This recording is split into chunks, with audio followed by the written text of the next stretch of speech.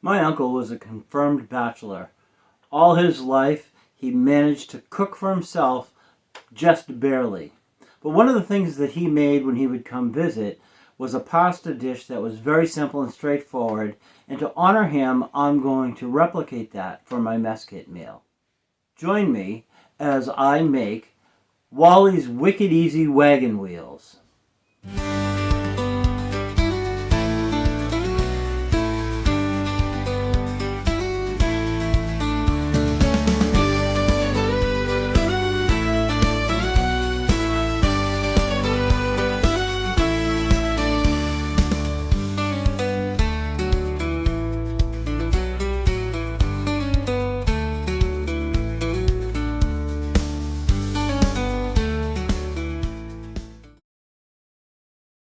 The first thing you're going to need is pasta, and just for fun, I've selected wagon wheels as a pasta.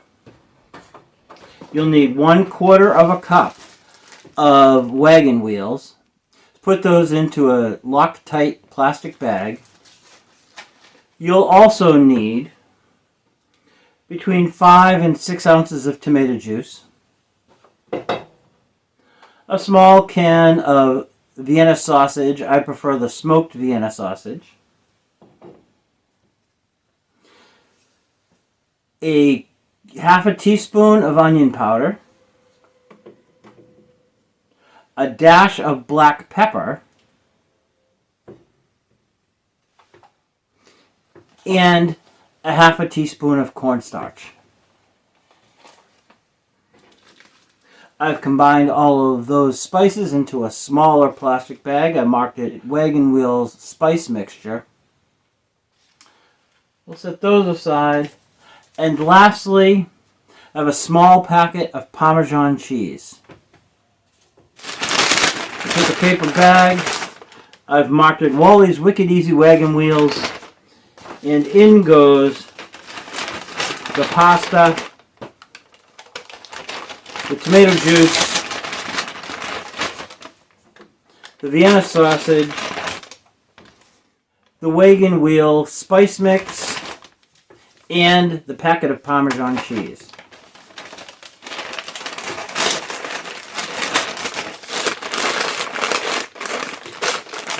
Close that up and I'm all set to make myself some lunch out at the campsite. When I think of wagon wheels, it reminds me of coaches, more specifically, stagecoaches. I know that wagons and coaches aren't the same thing any more than cars are like trucks. Wagons are for heavy-duty work, like freight, and coaches carry people. But naming this recipe Wally's Crazy Easy Coach Coasters didn't seem to work. Besides, stagecoaches are so much more interesting. Did you know that many of the frontier stages that we're familiar with were built here in Concord, New Hampshire at the Abbot-Downing Company? Known as the Concord Coach, these iconically designed vehicles were for both the eastern and western parts of the country. One of the features that sets them apart from other coach makers was the use of leather thorough braces in place of metal. This gave the coach an easier, less rigid ride. The eastern coaches were often used as a shuttle to transport passengers from the train station or boat terminal to the hotel and were owned by the lodging. These were often slightly more appointed, with glass in the windows as well as seats on the top and rear. The more commonly identified western coaches usually had roll-down shades in place of glass for the windows to prevent breakage in the rough country, and were heavier and more rugged. These are what we typically see depicted in movies about the Old West. Abbot-Downing produced the familiar Concord Coach virtually unchanged for almost 75 years, each unit being handcrafted and often custom-built to the purchaser's specifications. The company did produce other carriages, coaches, and wagons that were used during the Civil War. They even built a custom tourist mountain wagon specifically for the new Mount Washington Carriage Road, but that's a story for another time. The company ceased operations in the 1920s as the demand for horse-drawn carriages dwindled, and was replaced by motor vehicles.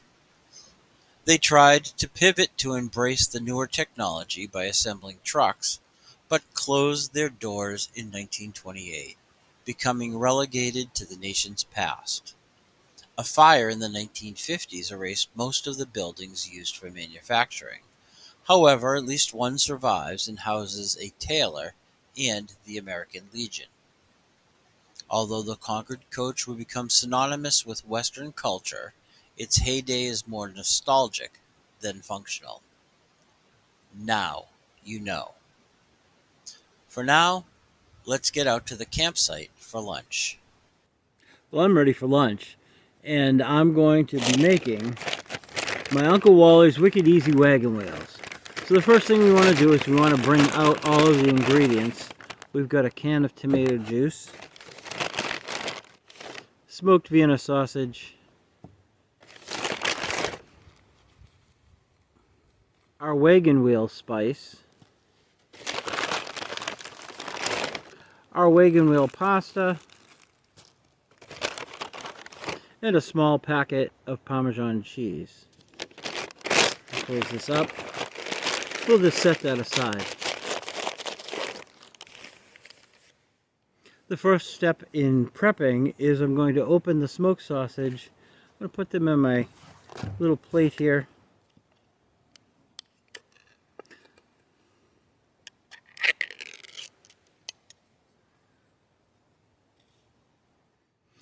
The smoked sausage is in a sauce. We're not going to use that sauce. So we'll just use our fork, remove them from the can,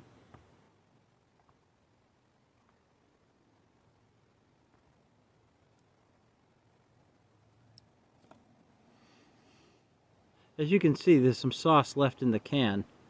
We're going to put that aside. This is bear country, and so we're going to need to dispose of this can appropriately. We're just going to take our Vienna sausage and we're going to cut them into small bites. I'm going to do that and I'll be right back. I've cut those into small bite-sized pieces. I'm just going to set those aside for now. Taking my larger pot, shake the can of tomato juice, open it, and pour that tomato juice right into the pot. Next, using your fork, whisk in all of the seasoning, which is just basically onion powder, cornstarch, and a little bit of black pepper.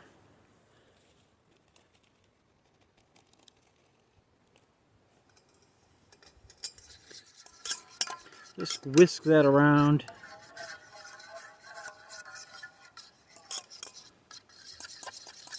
I'm going to get all of that cornstarch dissolved as much as possible into the tomato juice.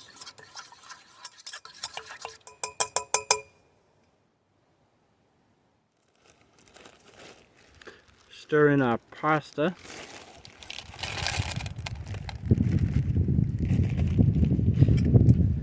Just whisk that around as well.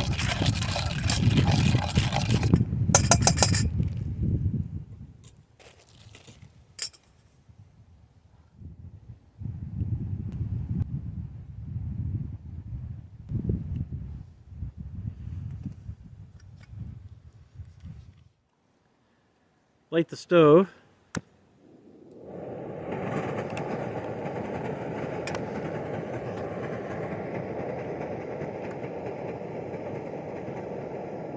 Place that tomato juice and pasta on top and then cover it.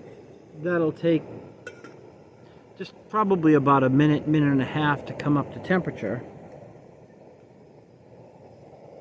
And then we'll turn it down.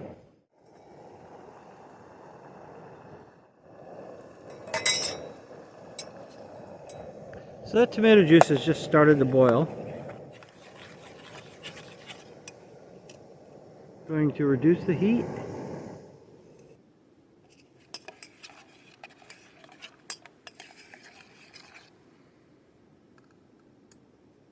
And I'm just going to let that cook until the pasta is tender. That should be about 7 minutes or so. It's important to keep an eye on the sauce so that it doesn't scorch. It requires a very, very low temperature. Make sure the flame doesn't go out. You go ahead and cover that for about 5 minutes or so. That will prevent the sauce from getting too thick. Automobile manufacturing now takes place all over the world, and many plants building so-called American cars are in Mexico and Canada. Actually, Tesla is the most American-made car. It was not so long ago that when one said American car, people immediately thought Detroit. But 100 years before that, when people said carriage maker, people thought Amesbury, Massachusetts. Located along the Merrimack River, about 3 miles from where it empties into the Atlantic Ocean, the community boasts the oldest operating boat shop in America. But it was land transportation that put the town of Amesbury on the map. Quality carriages, to be more specific. Other American cities like Chicago, Philadelphia, Cincinnati, New Haven, and New York all had wagon and carriage manufacturers, but being made in Amesbury meant quality craftsmanship. At its peak in 1889, over 80 separate businesses were dedicated to the creation of buggies, chases, gigs, and other carriage types. Many of these companies worked cooperatively, so that when a fire broke out on Carriage Hill in 1888, manufacturing continued in shared space. These businesses adopted a simple assembly line procedure, allowing skilled workers to focus on the areas of expertise in the manufacturing process. The tools were primarily those familiar with most carpenters, the exception being wheel making, which required special tools and highly trained experts. It's been suggested that Henry Ford used the Amesbury carriage assembly line as a blueprint for his Model T production. It's even been hinted that Amesbury blacksmith Isaac Osgood developed the first fifth wheel for carriage steering, replacing a single-pin pivot point. Nevertheless, by the early 20th century, carriage making was on the decline, and automobile manufacturing was steadily climbing, with the workers relocating to areas where cars were being made and taking their years of experience with them. Several financial disruptions in the late 1800s and early 1900s negatively impacted the desire for people to purchase finer quality carriages, and the businesses closed, one after another. By the time the last Amesbury carriage rolled off the line in 1929, the nation had begun a love affair with a vehicle that didn't need constant feeding, mucking, and a process of hitching to take a ride. These days you can visit the Amesbury Carriage Museum to see some of the wheeled wonders of the past, but most of the buildings have been replaced by neighborhood dwellings. Now you know. In a moment, I'll share some history on the development of an item that was pivotal in how the trucking and RV industry would develop. But first, let's see how lunch is coming. That sauce and pasta has been cooking for about 5 minutes. I've been stirring it about every minute or so and just checking that it doesn't scorch on the bottom. Let's see how we're doing. Oh, that's thickened up nicely.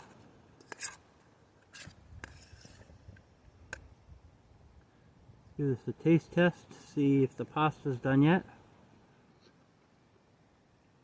Almost.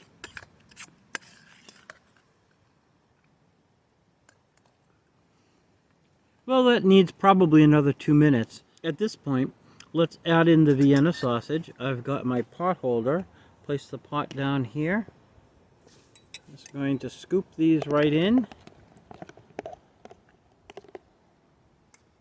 Place that aside for now. Stir those in. and put that back on the heat to just let that heat those Vienna sausages through. It will require a bit of stirring just to make sure it doesn't stick on the bottom.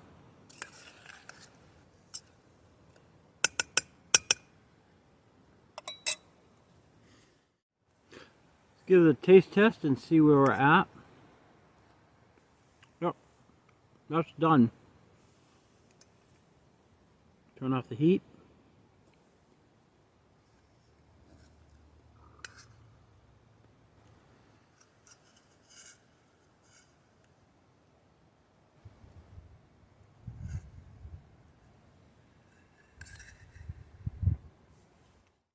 Most carriages and wagons had either 2 or 4 wheels, but, as mentioned earlier, some had a 5th wheel. On wagons, this greased disc system assisted the heavy loads around corners to keep the center of gravity from shifting and causing the wagon to tip. In 1915, this principle was developed into a means of pulling a heavy load by Herman Farr, working for the Knox Automobile Company in Springfield, Massachusetts. Soon thereafter, co-worker Charles Martin saw the potential and convinced Farr to join him to form the Martin Rocking Fifth Wheel Company. This iron device originally looked like a wagon wheel with spokes that could move forward and back, smoothing the ride of the load on hills to keep from shifting and providing more precise turning ability than a hitched trailer. It additionally increased the ability to carry a much heavier cargo. Their initial target demographic were contractors and builders to be able to move supplies from the lumber yards out to the work area. However, their biggest customer was the Frauhof Trailer Company, who later improved upon the Farr-Martin patent, and the Rocking Fifth Wheel Company lost their main client. It should be noted, however, that without the work done by Farr and Martin, the system we recognize today for hauling freight with big rigs and moving large RVs might not exist. Now you know. Let's plate up our wagon wheels and have some lunch. I'll place these down on my pot holder. I'll grab my plate. Just spoon this right in.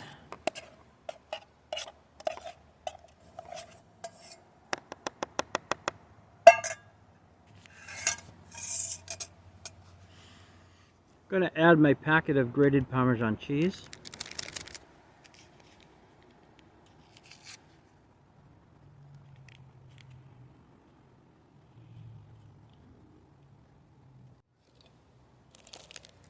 And as a side dish, I've got some small cheddar fish crackers.